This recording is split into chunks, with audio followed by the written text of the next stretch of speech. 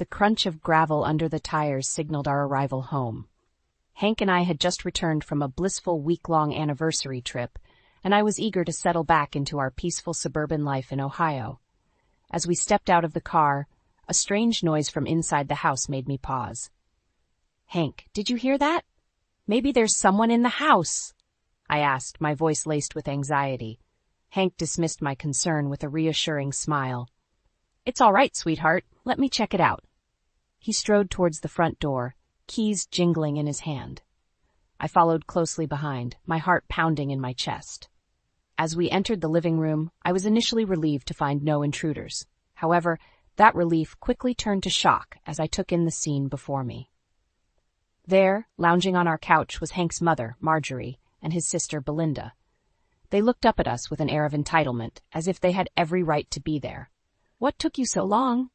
We've been waiting," Marjorie commanded, her voice sharp and demanding. I stood frozen, my mind struggling to process the invasion of our home. Hank, on the other hand, seemed unfazed. He greeted his mother and sister warmly, as if their unexpected presence was a pleasant surprise. As I peered around the cluttered living room, taking in the suitcases and personal belongings strewn about, a sinking feeling settled in the pit of my stomach. It was clear that Marjorie and Belinda had no intention of leaving any time soon. "Why didn't you tell us you were coming?" I asked, trying to keep my voice steady. Belinda waved her hand dismissively. "We're family, Elena. We don't need an invitation." I bristled at her casual disregard for our privacy. Hank, sensing my discomfort, placed a hand on my shoulder. "It's okay, honey. They're just here for a little visit." But as I looked into Marjorie's calculating eyes and Belinda's smug expression, I knew this was more than a simple visit. They had come to stake their claim on our lives, and I felt powerless to stop them. Over the next few hours, I watched helplessly as Marjorie and Belinda made themselves at home. They rearranged furniture, critiqued my housekeeping, and demanded to be waited on hand and foot. Hank, ever the dutiful son and brother, catered to their every whim, leaving me to bear the brunt of their constant demands and criticisms. As the day wore on, the weight of their presence grew heavier. I retreated to the kitchen, seeking solace in the familiar task of preparing dinner. But even there, I couldn't escape Marjorie's watchful gaze. "You need to start cooking proper meals. Fast food won't do for us," she declared, her tone dripping with disapproval. I bit back a retort, knowing that arguing would only make matters worse. Hank, who had joined us in the kitchen, remained silent, his loyalty clearly lying with his mother. That night, as I lay in bed next to Hank, I couldn't shake the feeling of unease that had settled over me. The peaceful life we had built together felt like it was slipping away, replaced by a suffocating sense of intrusion and betrayal. I closed my eyes, trying to will away the tears that threatened to fall. I knew I had to find a way to reclaim my home and my life, but with Hank's unwavering support for his family, I feared I would have to face this battle alone. As I drifted off into a restless sleep, one thought echoed in my mind. How had my once happy marriage come to this? The morning sun streamed through the curtains, casting a warm glow on the kitchen table. I sat there, nursing a cup of coffee, trying to find a moment of peace before the day's chaos began. The sound of footsteps approaching made me tense. "Good morning, Elena," Marjorie said, her voice dripping with false sweetness. "I see you're up early. I hope you're planning on making a proper breakfast for us." I took a deep breath, trying to keep my composure. "Of course, Marjorie. What would you like?"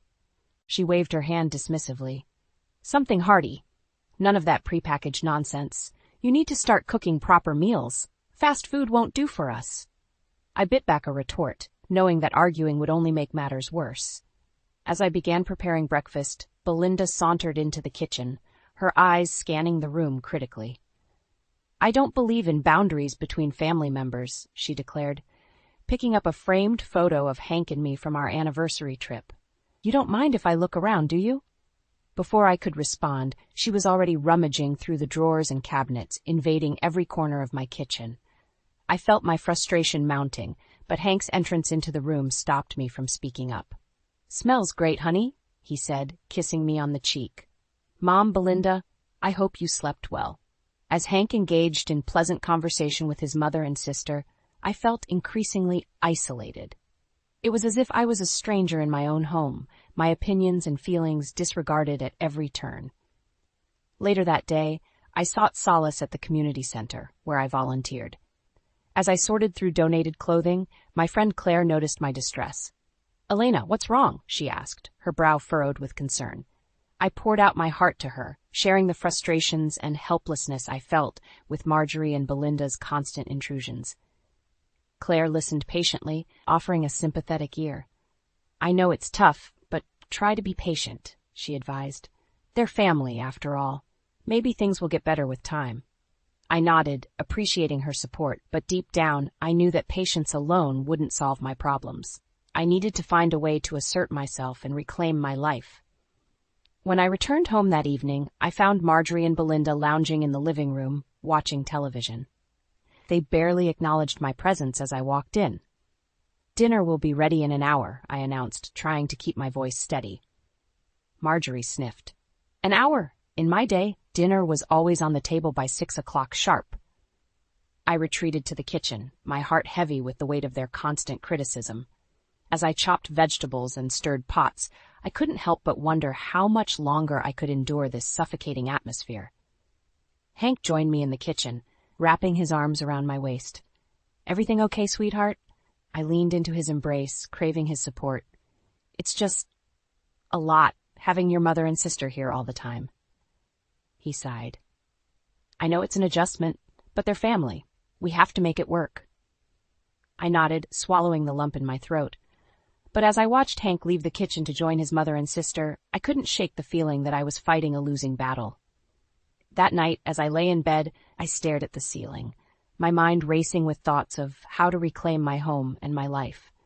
I knew that something had to change, but with Hank's unwavering loyalty to his family, I feared that I would have to face this challenge alone.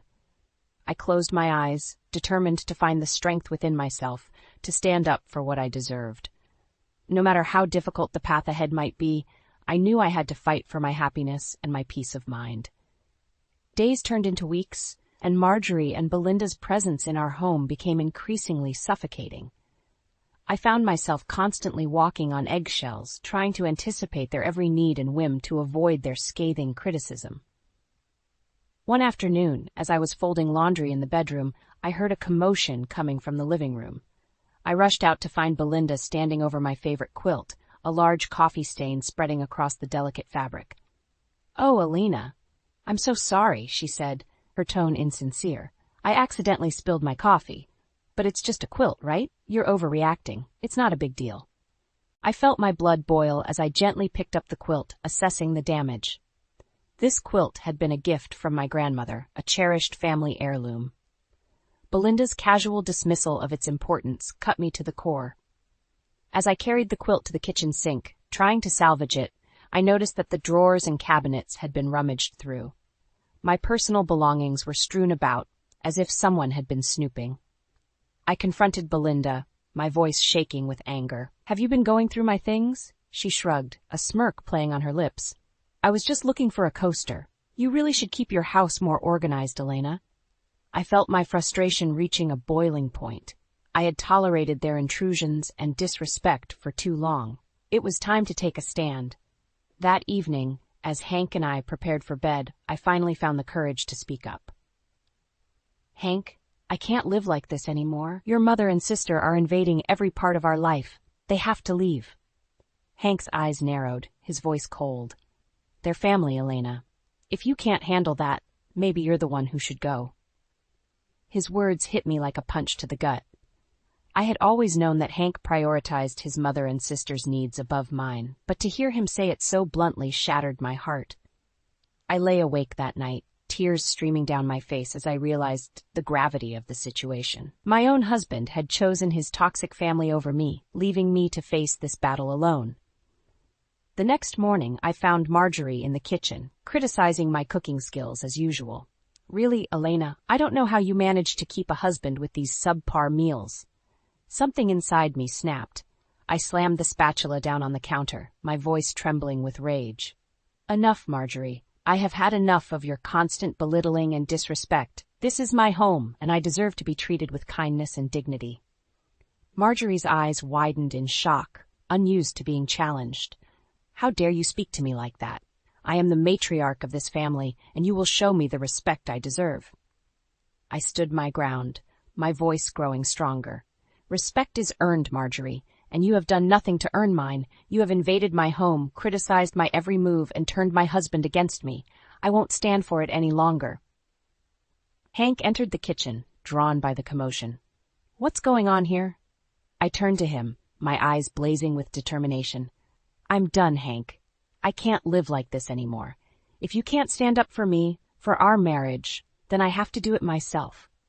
I walked out of the kitchen, leaving a stunned Hank and a fuming Marjorie behind. I knew that this was just the beginning of a long and difficult journey, but I also knew that I had to fight for my own happiness and peace of mind. As I packed a bag, tears streaming down my face, I felt a sense of both sorrow and liberation. I was leaving behind the life I had built with Hank, but I was also taking the first step towards reclaiming my identity and my self-worth. I didn't know what the future held, but I knew that I had to be strong, I had to be brave, and most importantly, I had to be true to myself. With a heavy heart and a small suitcase in hand, I arrived at my sister's home in a nearby town. Claire, my lifelong friend and confidante, greeted me at the door with open arms and a sympathetic smile. "Oh, Elena," she said, pulling me into a tight embrace. "I'm so sorry you're going through this. You deserve so much better." As we settled into her cozy living room, I poured out my heart to Claire, sharing the pain and betrayal I had endured at the hands of Hank and his family. She listened intently, her brow furrowed with concern. "You deserve respect, not this torment," Claire said, her voice firm with conviction. "You've given so much to your marriage, to Hank. It's time to focus on yourself and your own happiness." Her words struck a chord deep within me. I had spent so many years putting Hank's needs before my own, sacrificing my dreams and desires to be the perfect wife. But where had that gotten me? Alone, in my sister's guest room while my husband sided with his toxic mother and sister. As the days passed, I found myself reflecting on the early years of my marriage to Hank. We had been so in love, so full of hope and promise. I remembered the way he used to look at me, his eyes filled with adoration and respect. But somewhere along the way, things had changed. Hank's loyalty had shifted, his priorities rearranged. I realized now that I had been slowly losing myself, piece by piece, in an effort to maintain the illusion of a happy marriage. One evening, as Claire and I sat on the porch sipping tea, I confided in her about my fears for the future. "I don't know how to do this, Claire.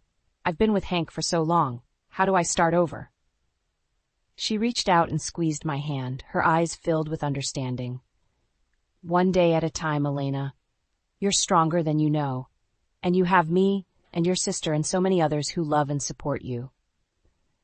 Her words gave me the courage I needed to take the next steps. I began to plan for my new life, searching for an apartment and reaching out to old friends for support. But even as I took these steps towards independence, my heart ached for the life I had left behind. I found myself reminiscing about the happy moments with Hank, the laughter and love we had shared. Late one night, as I lay awake in bed, my phone buzzed with a text message. It was from Hank. "I miss you," it read. "Please come home." For a moment, I felt a flicker of hope. Maybe he had finally seen the error of his ways. Maybe he was ready to stand up for our marriage. But as quickly as the hope had come, it was extinguished by the memory of his cold words, his unwavering loyalty to his mother and sister. I knew that going back would only lead to more pain, more heartbreak. With a heavy sigh, I typed out a response. "I'm sorry, Hank, but I can't live like that anymore. I need to do what's best for me." Hitting send, I felt a mixture of sadness and relief wash over me. I knew that the road ahead would be difficult, that there would be moments of doubt and loneliness. But I also knew that I was taking the first steps towards reclaiming my life, my identity. I had spent so long living for others, putting their needs before my own. It was time to focus on my own happiness, my own dreams. As I drifted off to sleep that night, I felt a sense of peace settle over me. I knew that the journey ahead would be challenging, but I also knew that I had the strength and resilience to weather any storm. And with the support of my loved ones, I knew that I could build a new life for myself, one filled with joy, purpose, and the respect I deserved. Weeks turned into months, as I settled into my new life in a small apartment across town. The space was modest, but it was mine. A sanctuary free from the constant criticism and intrusion that had plagued me in my former home. I threw myself into decorating the apartment, choosing colors and furnishings that brought me joy. It was a small act of reclaiming my identity, of creating a space that reflected who I was and what I valued. But even as I found solace in my new surroundings, the ghosts of my past lingered. Memories of my life with Hank, both good and bad, seemed to lurk around every corner. One evening, as I was unpacking a box of old photographs, my phone rang. I glanced at the screen, my heart skipping a beat when I saw Hank's name. "Hello?" I answered tentatively. "Elena." Hank's voice was strained. "Mom and Belinda say they miss you. You need to apologize and come back." I felt a surge of anger at his words. After everything I had endured, he still couldn't see the pain his family had caused me. "I'm not coming back, Hank," I said firmly. "I deserve better than the way they treated me, the way you allowed them to treat me." There was a long pause on the other end of the line. "I don't know what you want me to say, Elena. They're my family." "And I was your wife," I countered, my voice cracking with emotion, "but that didn't seem to matter when they were making my life a living hell." Hank sighed heavily. "I'm sorry, Elena. I really am, but I can't change who they are." I closed my eyes, realizing that this was the closure I needed. Hank would never stand up for me, never prioritize our marriage over his toxic family dynamics. "Goodbye, Hank," I said softly, ending the call before he could respond. In the days that followed, I threw myself into my new life with renewed determination. I volunteered at the community center, finding fulfillment in helping others navigate their own challenges. But just as I was beginning to find my footing, I received a devastating blow. A thick envelope arrived in the mail, bearing the return address of Hank's lawyer. With trembling hands, I opened it to find divorce papers, cold and impersonal in their legal jargon. I knew our separation had been leading to this moment, but seeing it in black and white still took my breath away. Tears blurred my vision as I signed the papers, officially ending the marriage I had once believed would last a lifetime. As I struggled to come to terms with this new reality, I received another shock. Claire called me one evening, her voice tight with concern. "Elena, I hate to be the one to tell you this," she began hesitantly, "but I saw Hank out with another woman today. They looked close." I felt as though I had been punched in the gut. The ink was barely dry on our divorce papers, and Hank had already moved on. In the days that followed, I learned more about Hank's new girlfriend, Clara. She was younger than me, in her early 50s, with a successful career and a confident air about her. I couldn't help but compare myself to her, feeling the sting of inadequacy. Had I been so easily replaced? Was our decades-long marriage so meaningless to Hank? But even as I grappled with the pain of Hank's betrayal, I refused to let it break me. I had come too far, fought too hard for my independence to let this setback derail me. With a renewed sense of determination, I focused on my own healing and growth. I knew that the road ahead would be challenging, but I also knew that I had the strength to weather any storm. I was no longer the woman who had allowed herself to be diminished and disrespected. I was Elena, a survivor, a fighter, and a woman who knew her own worth, and I would never let anyone take that away from me again. The annual neighborhood block party was in full swing, the air filled with the aroma of barbecue and the laughter of children playing. I had debated whether to attend, knowing that Hank and his family would likely be there, but Claire had convinced me that I couldn't hide away forever. As I navigated the crowded street, I spotted Marjorie and Belinda huddled together, their eyes narrowing as they caught sight of me. I took a deep breath, steeling myself for the inevitable confrontation. Well, look who decided to show up," Marjorie sneered as I approached. "I'm surprised you had the nerve to come, after the way you abandoned your family." I felt my cheeks flush with anger, but I refused to let her see how much her words stung. "I didn't abandon anyone, Marjorie. I left a toxic situation that was destroying me." Belinda scoffed. "You're just selfish, Elena. You couldn't handle a little bit of family drama, so you ran away like a coward." I opened my mouth to respond, but before I could, a familiar figure appeared at Marjorie's side. It was Clara, Hank's new girlfriend, her arm linked possessively through his. It's no wonder Hank found someone new, Marjorie said, her voice dripping with disdain. You're a quitter, Elena. You didn't have the strength to make your marriage work. I felt as though I had been slapped. The sight of Clara standing there, a smug smile on her face, was like salt in an open wound. But as I stood there, facing the people who had caused me so much pain, something inside me snapped. I was done being a victim, done letting them control the narrative of my life. I squared my shoulders, looking Marjorie directly in the eye. You want to talk about family values, Marjorie? About loyalty and commitment? Then let's talk about what you did to your own sister. Marjorie's face paled, her eyes widening in shock. I don't know what you're talking about, she sputtered. But I could see the fear in her eyes, the realization that her carefully crafted facade was about to crumble. You preached about the importance of family, but you betrayed your own flesh and blood, I said, my voice growing stronger with each word. You stole your sister's inheritance, leaving her penniless and alone. And then you had the audacity to cut her out of your life when she needed you most. Belinda gasped, her hand flying to her mouth. Hank looked stunned, his eyes darting between his mother and me. That's not true, Marjorie said weakly, but her voice lacked conviction. I shook my head. It is true, and you know it. You're not the paragon of virtue you pretend to be, Marjorie. You're a hypocrite and a liar. I could feel the eyes of the other partygoers on us, the whispers and murmurs growing louder with each revelation. But I didn't care. For the first time in years, I felt truly empowered. Clara stepped forward. Her face twisted with anger. How dare you speak to Marjorie that way? She hissed. You have no right. No, Clara, I interrupted, my voice calm but firm. You don't get to lecture me about rights. You inserted yourself into my family, into my marriage, without a second thought for the damage you were causing. I turned back to Marjorie, my gaze unwavering. I'm done letting you control me, Marjorie. I'm done letting you poison my life with your lies and your manipulation. From now on, I'm taking back my power, and there's nothing you can do to stop me. With that, I turned on my heel and walked away, my head held high. I could hear Marjorie sputtering behind me, Belinda's shrill voice rising in indignation. But I didn't look back. For the first time in a long time, I felt truly free. I had spoken my truth, exposed the ugliness that had been lurking beneath the surface for so long.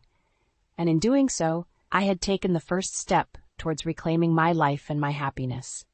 There would be more battles to come, more obstacles to overcome. But I knew now that I had the strength to face them head on. I was no longer the meek, submissive wife who had let others dictate her fate. I was Elena, a woman who knew her own worth and refused to settle for anything less than she deserved. In the weeks following the confrontation at the block party, I threw myself into my new life with a renewed sense of purpose. I volunteered more at the community center, taking on additional responsibilities and spearheading new projects. It was there that I found a sense of belonging and fulfillment that had been missing from my life for so long. The other volunteers, many of them women my age who had faced their own challenges and triumphs, became a source of strength and support. One afternoon, as I was sorting through donated books for the center's library, I heard a familiar voice behind me. I turned to see Clara, Hank's girlfriend, standing in the doorway. "What are you doing here?" I asked, my voice wary. Clara stepped into the room, her eyes downcast. "I needed to talk to you, Elena, privately." I hesitated for a moment, then nodded, gesturing for her to sit down. Clara perched on the edge of a chair, her hands twisting nervously in her lap. "I know I'm probably the last person you want to see," she began, her voice trembling slightly. "But I need your help." I raised an eyebrow, surprised by her words. "My help? With what?" Clara took a deep breath, then spoke in a rush. "Marjorie and Belinda. They're making my life a living hell. Ever since the block party, they've been on a rampage, spreading lies about me and trying to turn Hank against me." I felt a flicker of sympathy for Clara, remembering all too well the pain of being on the receiving end of Marjorie and Belinda's cruelty. But I also couldn't help feeling a sense of vindication, knowing that they were finally getting a taste of their own medicine. "I'm sorry to hear that, Clara," I said carefully. "But what do you expect me to do about it?" Clara leaned forward, her eyes pleading. "I know you have dirt on them, Elena. The things you said at the party about Marjorie betraying her sister. I need you to tell me more. I need leverage to fight back. I sat back in my chair, considering her words. A part of me relished the idea of taking Marjorie and Belinda down a peg, of using their own secrets against them. But another part of me hesitated, knowing that revenge was a slippery slope. "I'll tell you what I know," I said finally. "But on one condition. You use this information to set boundaries and demand respect, not to stoop to their level." Clara nodded eagerly. "Of course, I promise. I just want to be treated fairly, to have a chance at a happy life with Hank." Over the next hour, I told Clara everything I knew about Marjorie's past, about the lies and betrayals that had torn her family apart. I could see the shock and anger on Clara's face as she listened, her hands clenching into fists. When I finished, Clara sat back in her chair, her eyes blazing with determination. "Thank you, Elena," she said softly. "I know this couldn't have been easy for you, dredging up the past like this, but I promise I won't let this information go to waste." I nodded, feeling a sense of relief wash over me. It felt good to finally unburden myself of the secrets I had been carrying for so long, to know that they could be used for good. In the days that followed, I heard whispers of the changes taking place in Hank's family. Clara had confronted Marjorie and Belinda, armed with the truth about their past. She had demanded respect and set clear boundaries, refusing to be bullied or manipulated any longer. And to my surprise, it seemed to be working. Marjorie and Belinda's hold on the family was weakening, their power diminishing with each passing day. I knew that there would still be challenges ahead, that the scars of the past could never be fully erased. But for the first time in a long time, I felt a sense of hope and possibility. I had taken back control of my life, and in doing so, I had given others the courage to do the same. And that, I realized, was the greatest revenge of all. As the months passed, I found myself thriving in my new life. The community center had become a second home to me, a place where I could make a real difference in the lives of others. I had started a support group for women who had gone through difficult life transitions, whether it was divorce, widowhood, or simply the challenges of aging. Every week, we would gather in the cozy meeting room, sharing our stories and offering each other support and encouragement. It was during one of these meetings that I met Sarah, a quiet woman in her late 50s who had recently lost her husband to cancer. She had been struggling to find purpose and meaning in her life, feeling lost and alone in the world. As I listened to her story, I felt a deep sense of connection and empathy. I knew all too well the pain of losing a loved one, of feeling like your entire world had been turned upside down. After the meeting, I approached Sarah, placing a gentle hand on her shoulder. "I know it feels like everything is falling apart right now," I said softly, "but I promise you, it won't always be this way. You can always reclaim your life, no matter how hard it seems." Sarah looked up at me, her eyes filled with tears. "How do you know?" she asked, her voice trembling. I smiled, thinking back on my own journey. "Because I've been where you are. I've felt that same pain, that same sense of hopelessness, but I found a way to keep going, to build a new life for myself. And you can too." Over the next few weeks, I took Sarah under my wing, introducing her to the other volunteers at the community center and helping her find ways to get involved. I watched as she slowly began to come out of her shell, her eyes sparkling with a newfound sense of purpose.